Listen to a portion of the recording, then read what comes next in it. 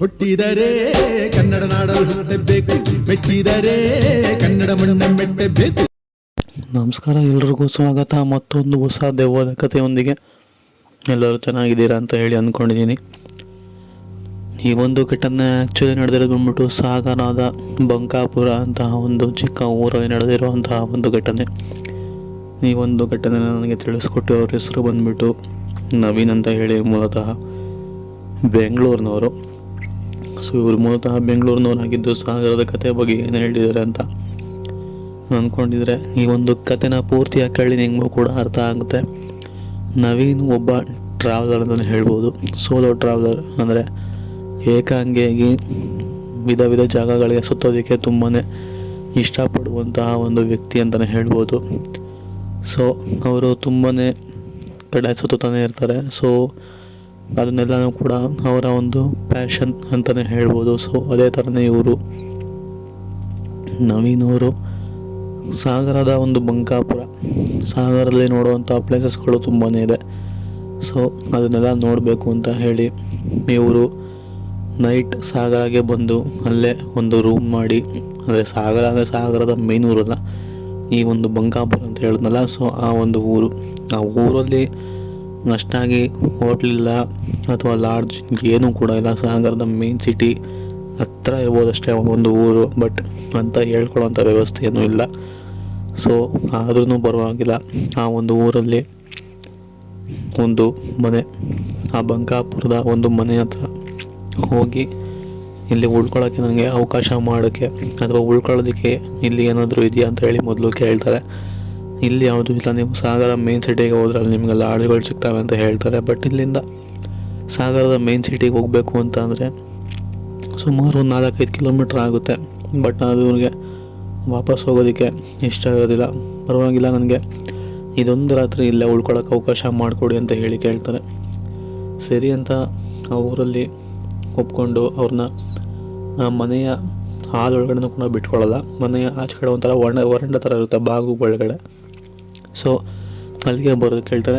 ಅದಕ್ಕೆ ಇವರು ಇಲ್ಲ ಪರವಾಗಿಲ್ಲ, ನಾನು ಇಲ್ಲೇ ಕಟ್ಟೆ ಮೇಲೆ ಮಲ್ಕೊತೀನಿ, ನನಗೆ ಒಂದು ಹೊಚ್ಕೊಳ್ಳೋಕ್ಕೆ ಒಂದೇ ಒಂದು ರಗ್ ಕೊಡಿ ಅಂತ ಹೇಳಿ ಕೇಳ್ತಾರೆ.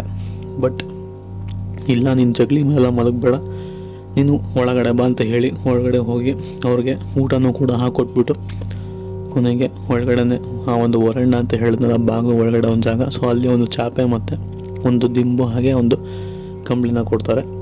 ಸೊ ಅವರು ಕೂಡ ಅಲ್ಲೇ ನೈಟ್ ಹಾಲ್ಟ್ ಆಗ್ತಾರೆ. ಸರಿ, ಇವ್ರಿಗೆ ಯಾಕೆ ಆಚೆ ಕಡೆ ಮಲಗೋದಕ್ಕೆ ಬಿಡಲಿಲ್ವಲ್ಲ, ಇಷ್ಟೊಂದು ಜನರು ಒಳ್ಳೆಯವರ ಅಂತ ಹೇಳಿ, ಈ ಥರನೂ ಇರ್ತಾರ ಅಂತ ಹೇಳಿ ಅಂದ್ಕೊಂಡು ಅವರು ಕೂಡ ಒಳಗೊಳಗೆ ಖುಷಿ ಪಟ್ಕೊಂಡು ಮಲಗಿರ್ತಾರೆ. ಹೀಗೆ ಸಮಯ ಕಳೀತಾ ಅವ್ರಿಗೂ ಕೂಡ ಮಧ್ಯರಾತ್ರಿಯಲ್ಲಿ ರಿಸಸ್ಗೆ ಹೋಗೋದಕ್ಕೋಸ್ಕರ ಅರ್ಜೆಂಟ್ ಆಗುತ್ತೆ. ಅವರು ಕೂಡ ಮನೆಯಿಂದ ಆಚೆ ಕಡೆ ಬಂದು ಬೀದಿ ಅಂದರೆ ಮೋದಿರುತ್ತಲ್ಲ, ಸೊ ಅಲ್ಲಿ ಹೋಗಿ ರಿಸಸ್ ಮಾಡಬೇಕಾದ್ರೆ ಲೆಫ್ಟ್ ಸೈಡ್ಗೆ ಸುಮ್ಮನೆ ಸುತ್ತಮುತ್ತ ಆ ಕಡೆ ಕಣ್ಣು ಥರ ಲೆಫ್ಟ್ ಸೈಡ್ಗೆ ನೋಡ್ತಾರೆ. ಸೊ ಅಲ್ಲಿ ಅವ್ರಿಗೆ ಕಾಣುವಂಥದ್ದು ಯಾವುದೋ ಒಂದು ಬಿಳಿ ಸೀರೆ ಹಾಕಿರುವಂತಹ ಹೆಂಗಸು ಅವ್ರ ಕಡೆನೇ ನಡ್ಕೊಂಬರ್ತಿರೋ ಥರ ಅವ್ರಿಗೆ ಕಾಣಿಸುತ್ತೆ. ಸರಿ, ಯಾರೋ ಈ ಊರಿನವರೇ ಇರಬೇಕು ನಾವು ಬಿಡು, ಈ ಸಮಯದಲ್ಲಿ ಬರ್ತಾ ಇದ್ದಾರಲ್ಲ ಅಂತ ಹೇಳಿ ಅವರು ಕೂಡ ಆ ಕಡೆ ತಿರ್ಕೊಂಡು ಶುರು ಮಾಡೋದಕ್ಕೆ ರಿಸಸ್ ಮಾಡೋದಕ್ಕೆ ಮಾಡ್ತಾರೆ, ಬಿಕಾಸ್ ಕಾಣಿಸ್ಕೊಬಾರ್ದು ಅಂತ ಹೇಳಿ. ಬಟ್ ಅವ್ರು ನೋಡ್ತಿದ್ದಂಗೆ ಎಷ್ಟು ಬೇಗ ನಡ್ಕೊಂಬರ್ತಾರೆ ಅಂತಂದರೆ ಅರ್ಧನೂ ಕೂಡ ಮುಗಿದಿರೋದು. ಆಲ್ರೆಡಿ ಅಷ್ಟು ದೂರ ಇದ್ದಂಥವ್ರು ಇದ್ದಕ್ಕಿದ್ದಂಗೆ ಅವರ ಹಿಂದೆನೇ ಬಂದಿರೋವಂಥದ್ದು. ಇದನ್ನು ನೋಡಿದಂಥ ಅವ್ರಿಗೆ ತುಂಬಾ ಗಾಬರಿ ಆಗುತ್ತೆ. ಅಂದರೆ ಯಾವ ಥರ ಗಾಬರಿ ಅಂತ ಹೇಳೋದಕ್ಕಾಗಲ್ಲ, ಬಿಕಾಸ್ ಅವರ ಪ್ರೈವೇಟ್ ಕೆಲಸ ಮಾಡ್ತಿದ್ರು. ಅದು ಅಲ್ಲದಲ್ಲೇ ಆ ಊರು ಯಾರು ಅಂತಲೂ ಕೂಡ ಗೊತ್ತಿಲ್ಲ, ಬಿಳಿ ಸೀರೆ ಬೇರೆ ಹುಟ್ಟಿದ್ದಾರೆ. ಇದು ಯಾವುದಾರ ಟೆನ್ಷನ್ ಅಂತ ಅವ್ರಿಗೂ ಕೂಡ ಗೊತ್ತಾಗೋದಿಲ್ಲ. ಸರಿ ಅಂತ ಹೇಳಿ ಅಲ್ಲಿಂದ ಅವರು ಕೂಡ ಅವರು ಜಿಪ್ ಹಾಕ್ಕೊಂಡು ಅರ್ಧಂಬರ್ಧ ಮುಗಿಸ್ಕೊಂಡು ಹೇಗೋ ಅಲ್ಲಿಂದ ಹಿಂದೆಗಡೆ ಬಂದುಬಿಡ್ತಾರೆ. ಬಟ್ ಸಡನ್ನಾಗಿ ಮತ್ತೆ ತಿರುಗಿ ನೋಡಿದಾಗ ಅಲ್ಲಿ ಯಾರೂ ಕೂಡ ಇರೋದಿಲ್ಲ. ಅರೆ ಇನ್ನೂ ಇಲ್ಲಿ ಯಾರೋ ಇದ್ರಲ್ಲ, ಇವಾಗ ಇನ್ನೂ ಇಲ್ಲಿ ಯಾರೂ ಇಲ್ವಲ್ಲ ಅಂತ ಹೇಳಿ ಕನ್ಫ್ಯೂಸ್ಡ್ ಮೈಂಡ್ಗೆ ಬರ್ತಾರೆ. ಬಟ್ ಅದು ಅರ್ಧಂಬರ್ಧ ಮುಗಿಸಿದ್ರಿಂದ ಅರ್ಜೆಂಟ್ ಇನ್ನೂ ಆಗ್ತಾನೆ ಇರುತ್ತೆ. ಸೊ ಪೂರ್ತಿ ಮುಗಿಸೇ ಬಿಡೋಣ ಅಂತ ಹೇಳಿ ಮತ್ತೊಮ್ಮೆ ಜಿಪ್ ಬಿಚ್ಚಿ ಪೂರ್ತಿ ಕೆಲಸನ ಮುಗಿಸ್ಕೊತಾರೆ. ಸೊ ಅದಾದಮೇಲೆ ಅವ್ರಿಗೆ ತಿರ್ಗಾ ಲೆಫ್ಟ್ ಸೈಡ್ ರೈಟ್ ಸೈಡ್ ಸುತ್ತ ನೋಡ್ತಾರೆ, ಮತ್ತೆ ಯಾರು ಬರ್ಬೋದು ಅವರು ಅಂತ ಎಲ್ಲೂ ಕೂಡ ಕಾಣಿಸೋದಿಲ್ಲ. ಮತ್ತೊಮ್ಮೆ ಮನೆ ಅಥವಾ ಮುಖ ಮಾಡಿ ಸುಮ್ಮನೆ ಮೇಲೆ ನೋಡಿದಾಗ ಗೊತ್ತಾಗುವಂಥದ್ದು ಆ ಮನೆ ಹಂಚಿನ ಮನೆ ಆಗಿತ್ತು.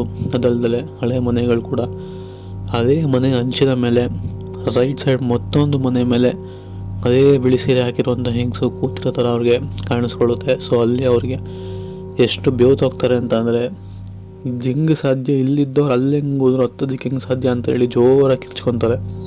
ಸೊ ಇದನ್ನೆಲ್ಲ ಗಮನಿಸುವಂತಹ ಆ ಮನೆಯಲ್ಲಿ ಆ ಊರಿನವರೆಲ್ಲ ಕೂಡ ಆಚೆ ಕಡೆ ಬರ್ತಾರೆ. ಎಲ್ರಿಗೂ ಕೂಡ ಆ ವ್ಯಕ್ತಿ ತೋರಿಸ್ತಾರೆ, ಅಲ್ಲಿ ನೋಡಿ ಏನೋ ಕೂತಿದೆ ಅಂತ. ಬಟ್ ಆ ಊರಿನವ್ರಿಗೆ ಯಾರಿಗೂ ಕೂಡ ಅದು ಕಾಣಿಸ್ತಿರೋದಿಲ್ಲ, ಇವನೊಬ್ಬನಿಗೆ ಮಾತ್ರ ಕಾಣಿಸ್ತಿರುತ್ತೆ. ಸರಿ ಅಂತೇಳಿ ಯಾರು ಇವ್ರು ಉಳ್ಕೊಳ್ಳೋಕೆ ಜಾಗ ಮಾಡಿಕೊಟ್ಟಿದ್ರಲ್ಲ ಅವರು ಇವ್ರನ್ನ ಒಳಗಡೆ ಕರ್ಕೊಂಡು ಹೋಗ್ಬಿಟ್ಟು ನೀನು ಬಾ ಇಲ್ಲಿ, ಅವೆಲ್ಲ ಕಾಮನ್ನೇ, ಊರು ಅಂದಮೇಲೆ ಅವೆಲ್ಲ ಇದ್ದೇ ಇರುತ್ತೆ, ನೀವು ಈ ಸಮಯದಲ್ಲಿ ಹೋಗ್ಬಾರ್ದಾಗಿತ್ತು, ನಮ್ಮನ್ನ ಯಾರಾದ್ರೂ ಎಬ್ಬರಿಸ್ಬೇಕು ತಾನೆ, ಒಬ್ಬೊಬ್ಬರೇ ಹೋಗೋದು ಸರಿಯಲ್ಲ, ಅದಕ್ಕೆ ನಾನು ನಿಮ್ಮನ್ನ ಹೊರಗಡೆ ಮಲ್ಕೊಂಬೇಡ ಅಂತ ಹೇಳಿದ್ದು ಅಂತ ಹೇಳ್ತಾರೆ. ಸೊ ಇದು ಆ್ಯಕ್ಚುಲಿ ನವೀನ ಅವರ ಜೀವನದಲ್ಲಿ ನಡೆದಂತಹ ಒಂದು ಸತ್ಯ ಘಟನೆ. ಈ ಒಂದು ಕತೆ ಇಷ್ಟ ಆಗಿದೆ ಅಂತ ಅಂದ್ಕೊಂಡಿದ್ದೀನಿ.